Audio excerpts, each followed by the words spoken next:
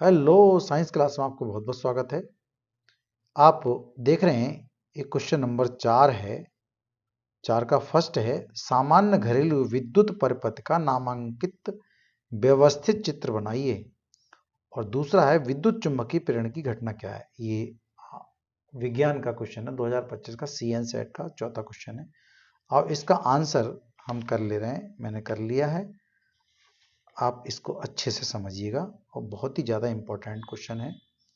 सामान्य घरेलू विद्युत परिपथ ऊपर दे रखी है ब्रांच लाइनें, और ये शुरू में दी है ये यहाँ पर मेन लाइन जो हमारी पोल से आती है। एक फेज आता है, एक न्यूट्रल आता है, एक ठंडा तार है ये, एक गर्म तार है। तो सबसे पहले कहाँ जाता है, मीटर में, जो बाहर दरवाजे के बाहर मीटर लगे होते हैं उन्हीं की बात कर रहा हूँ मैं, ठीक है। और फिर उसके बाद मुख्य स्विच में आता है जहाँ से लाइन हम काट सकते हैं। और फिर इसके बाद मुख्य फ्यूज, जहाँ से फ्यूज उड़ जाते हैं। तो यहाँ से ये तो है ठंडा तार, ये है गर्म तार, ठीक है। इसको फेज कह रहे हैं। तो फेज की लाइन पहले इधर एक कमरे में पहुंचा देते हैं ये, और फिर दूसरी जो है इस पर ठंडा तार यहाँ से लिया वो पहुंचा देते हैं, ठीक है। आपको ये ध्यान रखें, गर्म तार से ही हमने स्विच को जोड़ा है।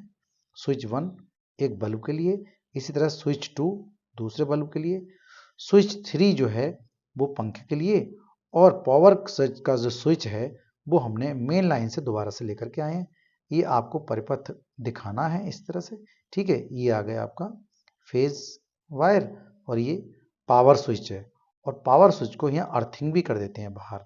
आपने देखा होगा कहीं कहीं हम घरों में अर्थिंग भी करते हैं ताकि करंट ना लगे, ठीक है। और इसको पावर भी चाहिए अच्छी खासी पावर स्विच के लिए भाई। इससे हम फ्रिज भी जोड़ सकते हैं, हीटर भी जोड़ सकते हैं, प्रेस भी जोड़ सकते हैं, ठीक है, कूलर भी जोड़ सकते हैं। तो ये पावर स्विच मतलब ये मेन स्विच जो है बड़ा वाला है। इसके अंदर 3 सॉकेट दिखाएं, इस पे एक यहाँ पर लगा है ये वाला रेड, अर्थात गर्म तार लगाए, इसे फेज तार लगाए, और ये वाला न्यूट्रल का तार लगाए। और पीछे की तरफ जो है वो अर्थिंग की गई है इसके अंदर, ठीक है। और आगे देखते हैं, ये दूसरी लाइन है ये। इसी तरह से हम तीसरी लाइन में तीसरे कमरे के लिए भेज सकते हैं। इस तरह से ये आपका परिपथ तैयार हो जाता है, ठीक है। लिखने के लिए तो इसमें कुछ नहीं पूछ रहा है क्या क्या है, तो लिखने के लिए जो चीज़ बताई गई है, एक तो ब्रांच हो गई। तो सबसे पहले ये पूछेगा, जब घर में लाइट आती है, बिजली आती है, बिजली के तार आते हैं, तो सबसे पहले कहाँ प्रवेश करते हैं, तो करते हैं हमारे वाट घंटा मीटर, जो मीटर लगा होता है बाहर, उसकी बात कर रहे हैं। और ये इन है, मतलब यहाँ पहले जो बिजली है वो इसके अंदर जाएगी वाट घंटा मीटर के, और फिर वो निकालेगा, उसे कह रहे हैं हम आउट, ठीक है। फिर कहाँ जाएगी, मुख्य स्विच में, और स्विच के बाद कहाँ जाएगी, मुख्य फ्यूज में। इस तरह से ये वहां से ही फिर उसके बाद वितरण होगा। ये एक कमरे के लिए वो एक लाइन चली गई, फिर दूसरे कमरे के लिए, और ये सभी की सभी बिजली जो है वो समांतर क्रम में ही फिट की गई है, ठीक है। आपके बात पूरी समझ में आ गई होगी, ठीक है। चलो अगला क्वेश्चन कर लेते हैं।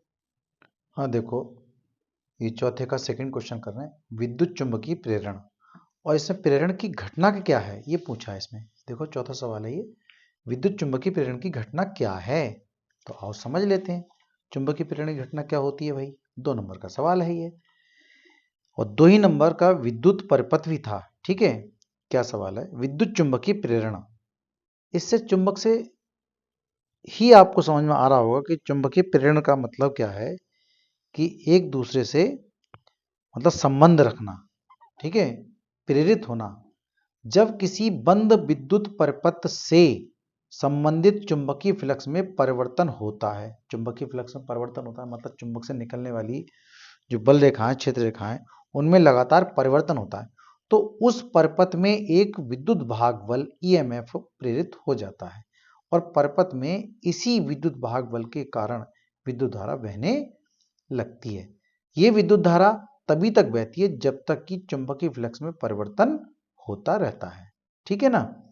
मतलब चुंबकीय फ्लक्स में कभी आएगा कभी नहीं आएगा, कभी आएगा कभी नहीं आएगा, तो इसमें परिवर्तन वो कहलाता है। कभी हमें चुंबकीय फ्लक्स प्राप्त हो रही, चुंबकीय बल रेखाएं कभी प्राप्त हो रही, कभी नहीं प्राप्त हो रही हैं।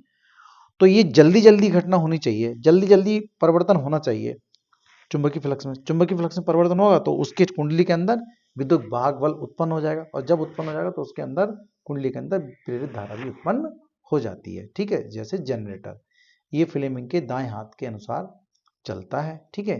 इस घटना को विद्युत चुंबकीय प्रेरण कहते हैं। तथा उत्पन्न हुए विद्युत वाहक बल को प्रेरित विद्युत वाहक बल कहते हैं। इसी की वजह से धारा उत्पन्न होती है, ठीक है, जनरेटर के अंदर। ठीक है नहीं भाई, आप समझ गए होंगे। चलो अगला क्वेश्चन कर लेते हैं हम अब। ये पूरी बात आपके समझ में आ ही गई होगी, क्योंकि जनरेटर जो होता है, जिसको जो दुकानों पे बड़ी बड़ी मशीन चलाते हैं, मोटर चलाते हैं, बिजली उत्पन्न करते हैं, तो बिजली उत्पन्न करने का जो सिद्धांत है, जो नियम है, चुंबकीय फ्लक्स में परिवर्तन होना चाहिए और कुंडली को चुंबकों के बीच में घूमना चाहिए। जब परिवर्तन होगा तो उसके अंदर विद्युत धारा उत्पन्न हो जाती है। वही ये विद्युत चुंबकीय प्रेरण की घटना की बात पूछी। सिर्फ 2 नंबर का सवाल था, ये छोटा सा था। ठीक है, अगला क्वेश्चन हम करेंगे, इसका अथवा का अगले वाले वीडियो में समझाएंगे। ठीक है, thank you, have a nice day.